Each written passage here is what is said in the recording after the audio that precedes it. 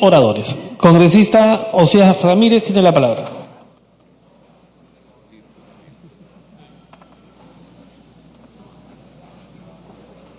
Señor presidente, por su intermedio un saludo al Premier, a sus ministros, a los colegas, buenas noches.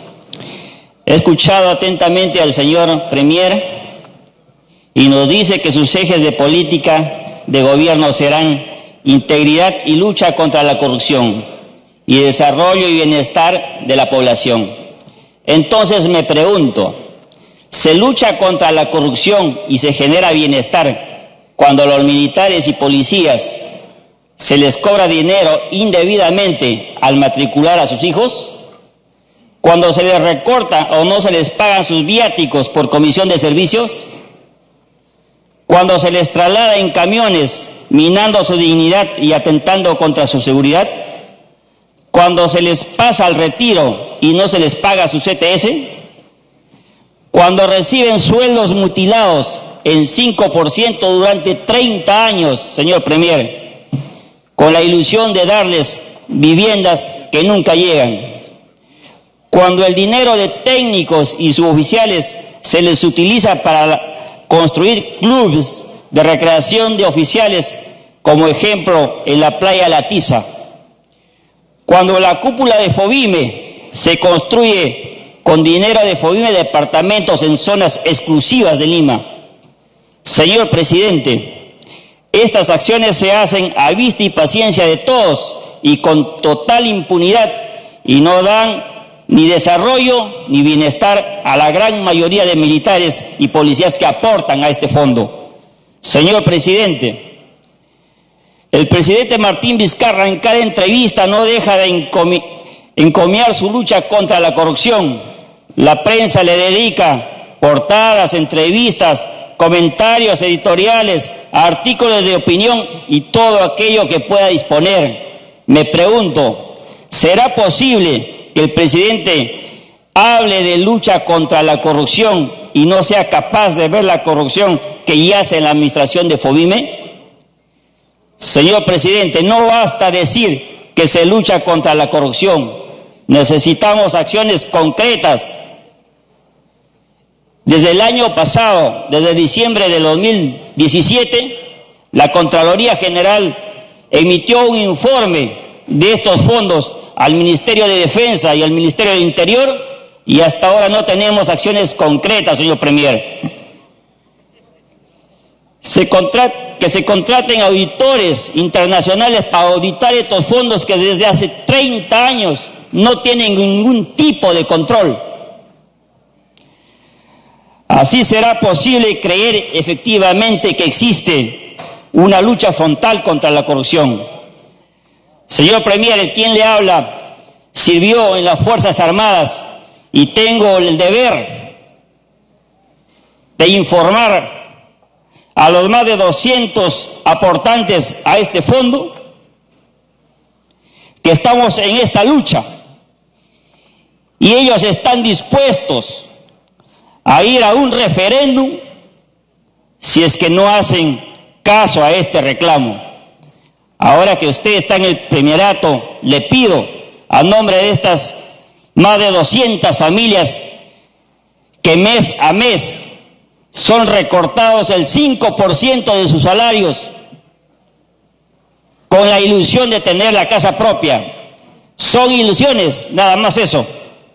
Esperemos, señor ministro, tener una pronta respuesta para así poder soslayar todos estos atropellos que nuestros hermanos militares que están en el BRAE y los policías que cubren sus puestos de vigilancia en diferentes zonas peligrosas del país, en la frontera, no sigan descontándole indebidamente este 5% de sus salarios.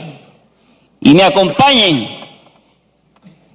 con mi proyecto de ley 1192 a reformular y acabar con esta corrupción enquistada desde hace 30 años. Muchas gracias, señor presidente. Gracias, congresista. Tiene la palabra el congresista Juan Carlos González. Gracias, señor presidente, señor premier, señores ministros, congresistas, buenas noches. Si usted me lo permite, señor presidente, voy a leer, para no ser subjetivo en mi apreciación, voy a leer el Decreto Supremo 029-2018. PCM. Define las políticas públicas como decisiones a través de las cuales se prioriza un conjunto de objetivos y acciones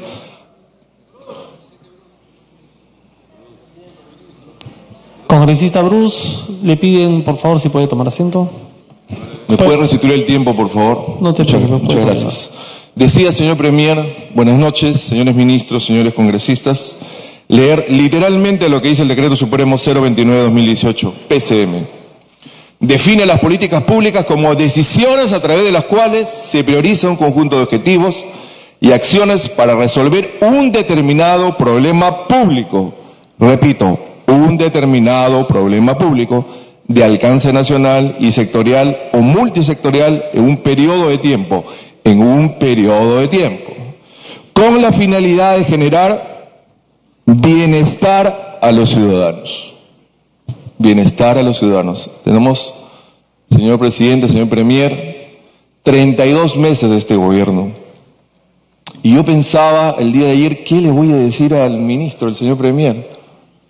Dije, muy fácil, nos han dicho que no seamos confrontativos, que tiremos flores. Pero dije, en lugar de flores le voy a decir realidades. Dígame, señor premier, con todo respeto, ¿qué política pública en el país ha mejorado que haya traído bienestar a todos los peruanos? Porque lo que hemos visto aquí, una imagen vale más que 1000 palabras, que más que 1000 proyectos de ley, que más 1000 PIN, PCN. Las realidades son esas. Y les voy a poner 3 ejemplos, que aquí el señor Oliva no me dejará mentir, en los temas de salud, en los temas de educación, que son dramáticos. Ministra, y yo no lo digo, lo dijo el señor Saavedra ahí hace 2 años y medio, que la prueba PISA nos ha traído, hemos mejorado, y tuvimos puntos de vista diferentes. ¿Sabe cuál es la realidad? Y usted tiene la información, yo no miento, está diciembre del 2018, hace 4 mesecitos, la OCDE, que tanto dicen que tenemos que entrar a la OCDE y no podemos resolver problemas del siglo pasado, queremos entrar a la OCDE, no es solamente ir a París y tomar champán y comer un rico caviar. Tenemos que solucionar políticas públicas en este país. Y no están articuladas, señor premier. No están articuladas las políticas públicas. Tenemos gestión pública, políticas públicas, planeamiento, pero no funcionan, pues. No funcionan. Porque no ha traído bienestar a los ciudadanos. Lo podemos ver. Somos obstruccionistas, culpa de Fuerza Popular. Esto siempre, toda la vida son los mismos. Nosotros no somos gobierno. Por lo tanto, el resultado no es nuestra culpa. Es la culpa de la gestión. Yo sigo pensando que no es un tema de presupuesto. Siempre hemos dicho, falta presupuesto. No. Lo habló el señor Gilbert Violeta y lo habló el señor Jerez, que están en su gobierno. Saldos de balance regresan y después estamos peleando que nuevamente regresan los saldos de balance. No es un tema de presupuesto, es un tema de gestión. Acuérdese, señor Oliva, la diferencia que usted tuvo, y lo digo con todo respeto porque es un técnico brillante usted, con la ministra, la ex ministra de MIDIS. ¿Recuerda cuando ella decía, no, que no es así, que le echaba la culpa a la ministra de Salud por el tema de la anemia? Eso fue público, está grabado en la televisión. Y usted lo dijo, lo acabo de leer hace 2 horas, del 100% del presupuesto, 57% llega, y solamente de ese 57%, 33% llega realmente a los niños. ¿Y el otro 67% dónde queda? ¿Distribución solamente? No, ahí entra todo. Falta de fiscalización, no hay seguimiento, proveedores, corrupción. Bueno, nos quedaríamos todo el día hablando. Todo el día hablando nos quedaríamos. Y lo de las consultorías, aquí apuntaba, ¿no? Los temas de anemia, el tema de la desnutrición crónica infantil. No hay una política, señor Populicio, por favor, le digo con todo respeto porque yo soy peruano, ¿no? Amo a mi país, me da rabia cuando veo a los terrucos afuera hablando mal de mi patria. No tenemos una política para eso, no hay servicio de inteligencia. Solamente hay servicio de inteligencia para chuponearnos a nosotros. ¿Tenemos política, como decía Carlita, de trata de personas? Tampoco. 800 detenidos en el Perú tienen friaje. Este año vamos a tener friaje nuevamente. Vamos a recolectar a través de los canales de televisión frazaditas nuevamente. No hay una política pública. El sector agrario, como muy bien decía Mercedes Arauz, hasta ahora esos héroes empresarios peruanos que pudieron exportar 14.000 millones de dólares, diversificando la industria agroexportadora, por primera vez en la historia, cifras de la CAF, oficiales, usted lo sabe, ministro, 100 empresas peruanas han podido exportar más de 100 millones de dólares. No estoy fanfarroneando, está aprobado por la CAF. Está aprobado. ¿Quiénes son esos señores? Los serios, los empresarios peruanos, los que han sacado adelante el país, porque no hay una política agraria en el Perú, no hay. El tema de la reconstrucción, ya han hablado todos. Pablo de la Flor, yo lo conozco, del banco donde yo trabajé con él. ¿Qué pasó con él? Un técnico brillante, venía de las mineras, se quemó. No supo articular con los gobiernos regionales y con las alcaldías. El señor Quispe, quiero que usted lo sepa, señor de la Flor, señor Salvador, pero discúlpeme. ¿Sabe lo que hablaba la gente aquí el año pasado? Y no chisme, porque yo soy grande para ser chismoso. Hay que repartir la plata. Ya vemos después qué hacemos. Y se lo digo, no por chisme, se lo digo porque yo soy peruano. Y esa plata es de usted y de mí y de toda la gente de los peruanos. No podemos repartir la plata sin fiscalización, porque viene la corrupción, pues. No se trata de repartir la plata nada más. Ya dijeron algo de la descolmatación. Ahora en el libro peruano de sinónimos es arrimar la tierrita. Eso es descolmatación en el Perú. No han hecho nada. Si sabíamos que esas 4 empresas de las 5 que estaban ahí no eran expertas en ese tema, y una que estaba en Chiclayo era corrupta, yo no sé por qué no han hecho absolutamente nada. No entiendo. Le he mandado yo y todos los que estamos aquí más de 10 oficios del Contralor, más de 15 oficios al defensor del pueblo, que no ha contestado nada. Ni una persona es culpable de lo que ha pasado, pero ni siquiera una bolsa de cemento se ha perdido en estos 2 años. Todo es espectacular. ¿Y cómo está el norte? Igualito. Igual. Entonces sí tenemos que ponernos los pantalones y decir, como han dicho muchos de los que estamos aquí, bueno, pues hay que ir para adelante, pero por supuesto que tenemos que ir adelante, porque todos somos peruanos. Todos somos peruanos. Y quiero terminar, señor Salvador del Solar, usted, me parece, y se lo digo abiertamente, y lo digo con una buena intención, si usted quiere pasar a la historia, usted tome Para que concluya, por favor. trabajar, por favor, muchísimas gracias, por el Perú. ¿Sabe por qué? Porque podemos pensar diferente. Pero esa oportunidad que le ha dado la vida, la historia, el Perú, a usted no se va a volver a repetir. No es tan fácil llegar a ser premier. Entonces, usted, históricamente, con todo este grupo de ministros, tiene que decir, oye, hay un grupo de peruanos que piensa diferente a nosotros. Que no somos fundamentalistas, como nos dijeron. No, yo no soy fundamentalista. Yo soy una persona que tiene creencias, que tengo una familia, que tengo hijos, que me rompo el alma por sacarlos adelante. No soy fundamentalista, no soy tarado. Y que quiero lo mejor para mi país. Pero pienso, en mi caso, que la vida de la familia es lo que a mí mis padres me formaron y que yo le he transmitido por herencia a mis hijos, y eso yo creo que es lo mejor.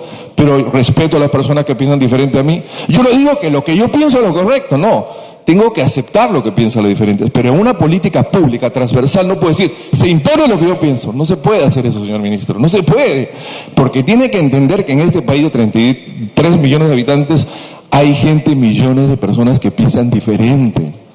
Y eso es la grandeza de su responsabilidad, hacer que todos nosotros vayamos a un buen norte, y lo hace no por su gobierno, lo tiene que hacer por el Perú. Muchas gracias, señor presidente.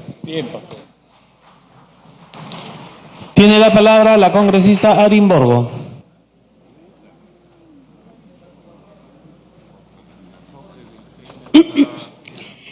Gracias, presidente.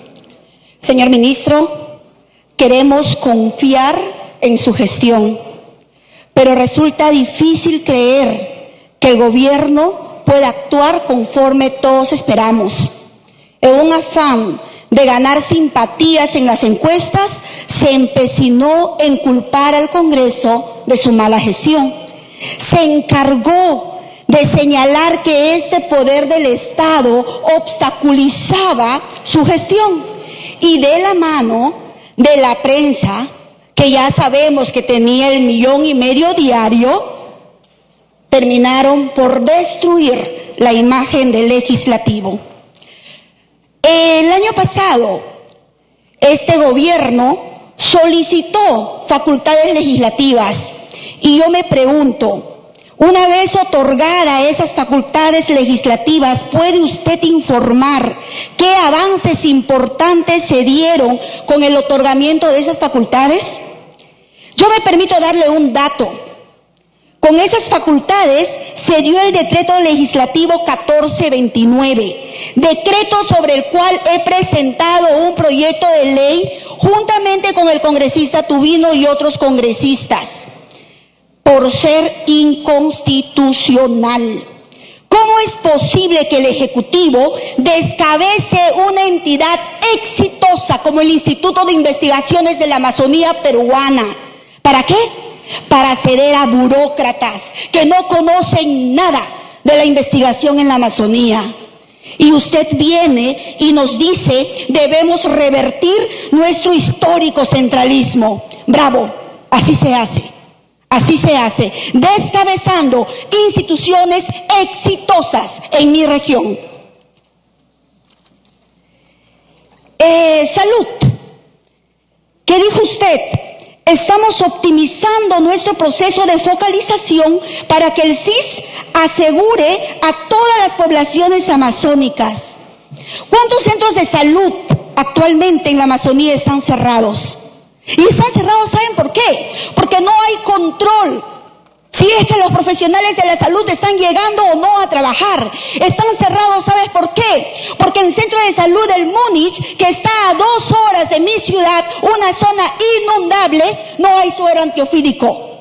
Y la gente muere por mordedura de serpientes. Está cerrado, ¿sabe por qué? Porque Nauta, que es la provincia petrolera, tiene una infraestructura de hospital y funciona como un centro médico. ¿Por qué? Porque no hay médicos, hay solamente técnicos que trabajan con una jornada limitada. El INPE, he podido visitar, y todos los que defendemos a las mujeres, el INPE, el Centro Penitenciario de Mujeres en mi región, en Loreto. ¿Sabe? Si usted tiene conocimiento, si tiene algún profesional de la salud que visite el INPE, o que esté en el INPE de forma permanente, no, señor. En forma esporádica va un técnico. En Cristo Rey, Cachiche, el penal, un penal grande, en Ica. Estuve la semana pasada en ese penal. ¿Y sabe qué, señor Premier? En ese penal no dan las pastillas de TBC a los internos. Así estamos. Estaba leyendo acá su presentación, cuando usted dice protección a las víctimas de violencia contra la mujer. La Policía Nacional conformará escuadrones policiales de 50 efectivos cada uno. Lima, Callao, Piura, Arequipa, Trujillo y Cusco. No hay nada, no hay Junín, donde hay el más alto índice de violencia contra la mujer, no hay Loreto. Con el objetivo de visitar a las mujeres con medidas de protección. Esta labor se complementa con una atención adecuada en los establecimientos de salud a las mujeres violentadas, lo que incluye, por ejemplo, la entrega oportuna de kits de emergencia. ¿En qué consiste ese kit? ¿En curitas? ¿En cartillas? ¿En qué consiste? No vendan humo, por favor. Pedimos cosas concretas. En educación, también se refirió a que la escuela debe ser el espacio donde los estudiantes alcancen su máximo potencial. Una vez más, el Múnich, el centro inicial, donde la maestra de inicial le dice a su niño, venga bien ocupadito de casa porque acá no tenemos baños. Y peor aún, no tenemos agua. Yo hubiera aprovechado este momento de oro cuando los padres de familia se involucraban en la educación de sus hijos. Yo hubiera aprovechado que ahora los padres leen los textos escolares y me hubiera unido a ellos para generar una mejor política de educación. Pero ¿qué pasó? Nos gusta polarizar. Nos gusta ahora aplaudir este nefasto fallo de la Corte Suprema. No piensen que los padres se van a quedar tranquilos. Ahora los padres han despertado, ahora están levantando su voz de protesta. Nosotros no vamos a permitir que se juegue con la inocencia de los niños. Nosotros no vamos a permitir que en los textos escolares se cuente una historia sesgada del terrorismo. No lo vamos a permitir. Finalmente, usted habló de la integridad y lucha contra la corrupción. Cambiar la historia es construir un país íntegro que luche contra la corrupción. Y una vez más menciona sus encuestas. El 53% de los peruanos considera que la corrupción es el principal problema que afecta a la ciudadanía. Por ello, en nuestra gestión pondremos énfasis en el enfoque de integridad. La integridad debe ser el nuevo signo de la función pública. ¿Se ha tomado medidas concretas en qué? No es un ministro cuestionado, no son 2 ministros cuestionados, no son 3 ministros cuestionados, hay uno más en la lista. Conflicto de intereses. El ministro de Energía y Minas quiere promover a las empresas de energía solar. Lo que no dice es que ha tenido y probablemente tiene intereses personales, por lo menos en 5 compañías dedicadas a este rubro. En mi región, nosotros impulsamos el proyecto de la línea Para que concluya, por favor. que llevaba electricidad a mi ciudad y llevaba fibra óptica, para que al fin podamos tener internet de calidad. Yo quisiera que el congresista que fue ministro de ese tema hubiera hablado. ¿Cómo hacía él para bajar sus archivos? ¿Cómo hacía él para subir sus archivos desde mi región? Señores, con el ejemplo se predica. Lo único que yo puedo decir es que Dios no se va a olvidar de mi país. Gracias, presidente. Tiene la palabra el congresista Juan Carlos del Águila.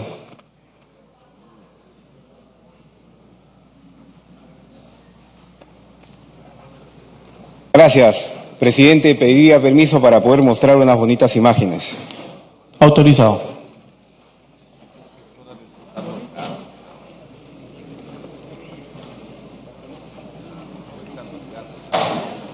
Y digo bonitas imágenes, presidente, porque hace menos de una semana hemos visto reunidos al presidente del Consejo de Ministros, hoy presente, a su ministro de Energía y Minas y a varios funcionarios, con los hermanos indígenas de 3 provincias importantes de Loreto.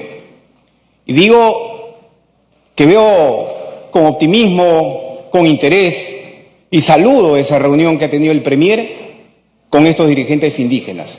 No son probablemente los indígenas que el Premier ha conocido hace aproximadamente 2 décadas, allá cuando se filmó una película bonita que todos los peruanos la vimos. No son tan amistosos tampoco. Estos indígenas sí se hacen respetar. Estos indígenas han firmado un compromiso con el presidente del Consejo de Ministros, en principio, para abrir la necesidad de estar presentes el 25 de este mes en la ciudad de Iquitos. Han firmado un compromiso para abrir una comisión mixta de monitoreo y cumplimiento de compromisos. El Premier, caramba, qué bien, ha ratificado los compromisos asumidos por el Ejecutivo con anterioridad. Ha ratificado todos los compromisos asumidos por el Ejecutivo con anterioridad. Me imagino que los consultores, los asesores que tiene, le han orientado bien para firmar esos compromisos, porque a los hermanos indígenas no los podemos volver a defraudar. No los podemos seguir mintiendo. Hay que hablarles con la verdad y hay que cumplir con ellos también. Porque ellos, en la anterior imagen, estos hermanos indígenas por más de 4 décadas viven engañados, y viven engañados por el Estado peruano. Cada funcionario público, cada ministro que firma compromisos debiera ir tan preso como presos debieran ir esos malos dirigentes indígenas que atentan contra los activos del país. Y lo digo sin ambages, y lo digo sin temor, porque yo no reconozco como dirigentes indígenas aquellos que bloquean ríos, que toman instalaciones, que secuestran a la gente, que matan animales. No. Pero los verdaderos dirigentes indígenas, aquellos que luchan por su pueblo, no pueden seguir siendo mentidos. Estaremos presentes el 25 en Iquitos, acompañando, por supuesto, desde el Congreso de la República, esta firma de compromisos donde además van a estar presentes los alcaldes de esa región, el propio gobernador de la misma. Y seremos exigentes con el gobierno nacional para que cumpla con las promesas que desde ahora el propio Premier ha suscrito. En una siguiente lámina, presidente, vemos la presencia del Estado peruano en zona de frontera. Vemos al Ejecutivo bien representado por el Canciller de la República. Y esto es algo que debemos resaltar. Por años no se veía al Canciller de la República en las líneas de frontera. El Canciller, Popolizio, dejando de lado obligaciones fuera del país, ha preferido estar con nosotros, con los 12 parlamentarios de diferentes tiendas políticas, visitando sus fronteras. Pero hay una excepción que debo comentárselo al país. En toda la exposición del señor presidente del Consejo de Ministros, en toda su exposición, no existe la palabra fronteras. No existe, entonces, ¿acaso políticas de desarrollo de frontera en este gobierno? Ni una sola referencia.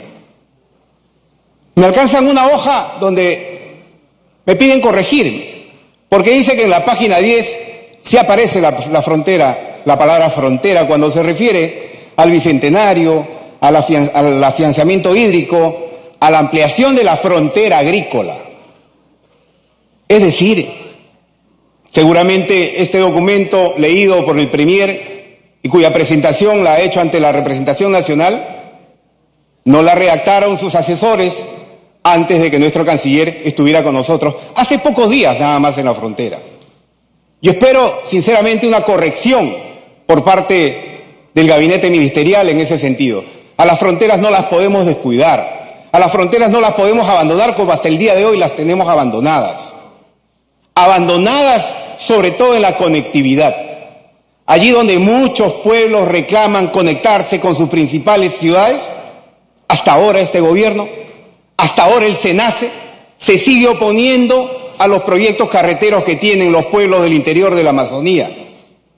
Allí donde los pueblos reclaman conectividad, el SENACE dice, no señor, es la Amazonía, no hay que tocarla.